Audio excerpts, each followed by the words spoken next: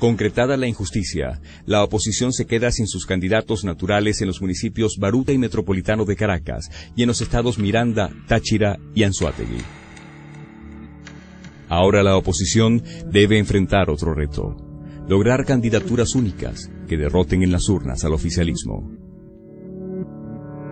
Posteriormente se hicieron unas primarias en el estado Táchira para escoger el candidato de la unidad, y de entre esos opcionados salió el doctor César Berbía, actual gobernador del estado Táchira.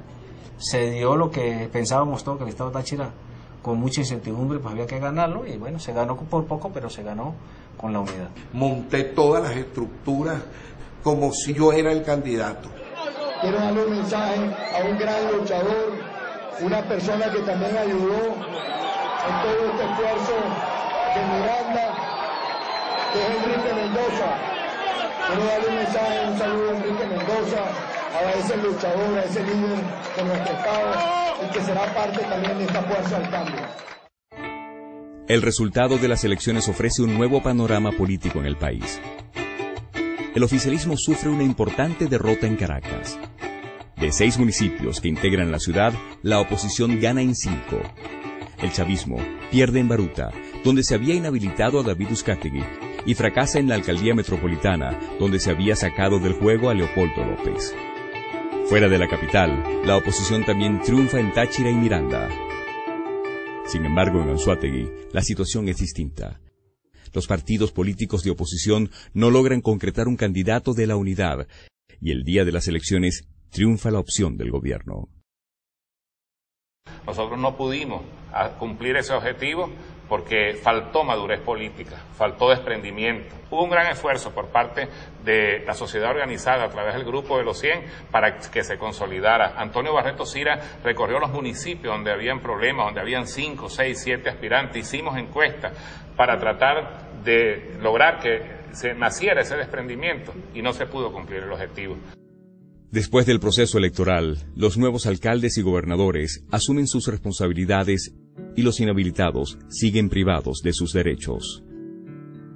Yo creo que hay tiempos, ¿no? Son tiempos de tiempos, y yo siempre decía, los tiempos de Dios son perfectos, así que debe ser que Dios me tenía para algo mejor. Yo soy un demócrata y lo que le pido a la sociedad civil es que hoy con desprendimiento nos demos cuenta de dónde estamos y que todos apalanquemos y jalemos el carro de la historia para que la democracia no se pierda.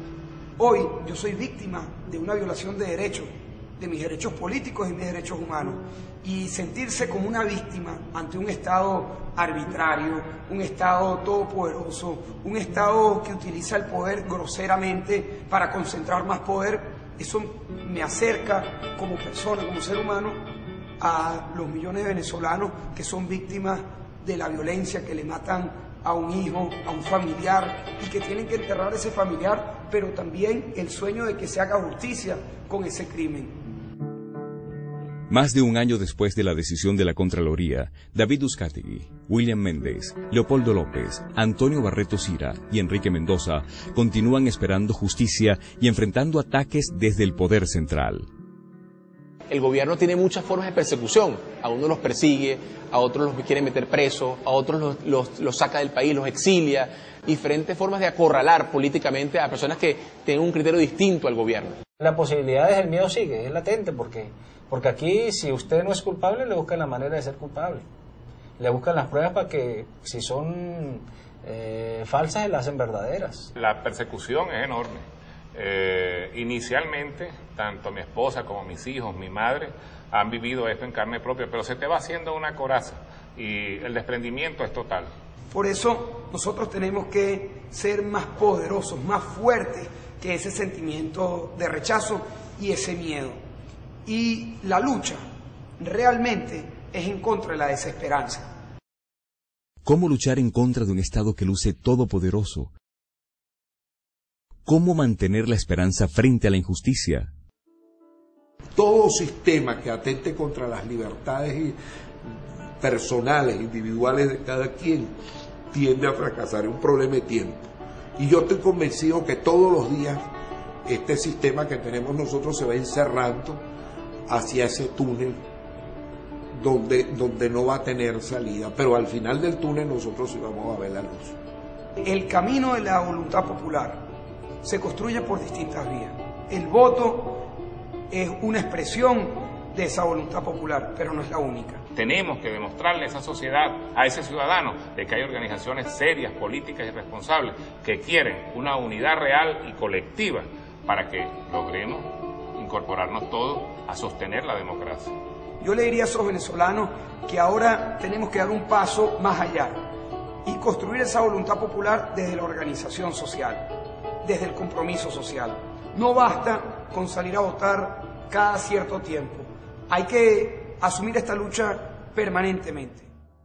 18 meses después de la injusticia, los ciudadanos siguen esperando la sentencia firme de un tribunal.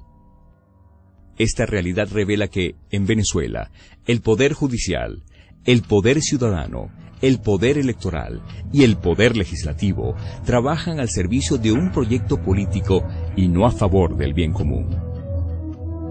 En Venezuela, la lucha es entre el ciudadano que busca reconquistar la democracia y un Estado que ataca sus esfuerzos.